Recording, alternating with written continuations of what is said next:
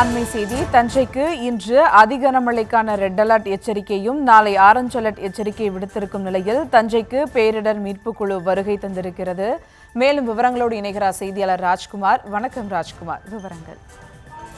வணக்கம் சுபா. அதாவது திட்வா புயல் கனமழை முன்னெச்சரிக்கை நடவடிக்கையாக ஆவடியிலிருந்து 30 பேர் கொண்ட தமிழ்நாடு பேரிடர் மீட்பு குழுவினர் தற்போது தஞ்சைக்கு வந்துள்ளனர்.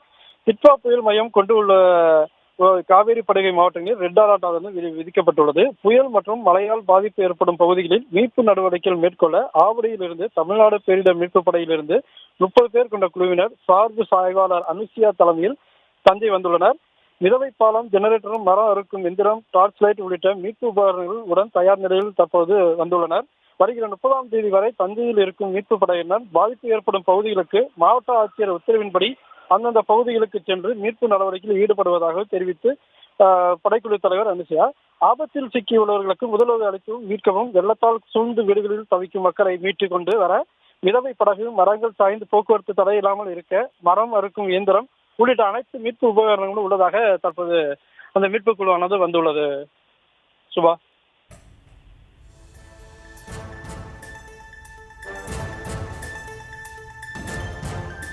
விவரங்களுக்கு நன்றி ராஜ்குமார்.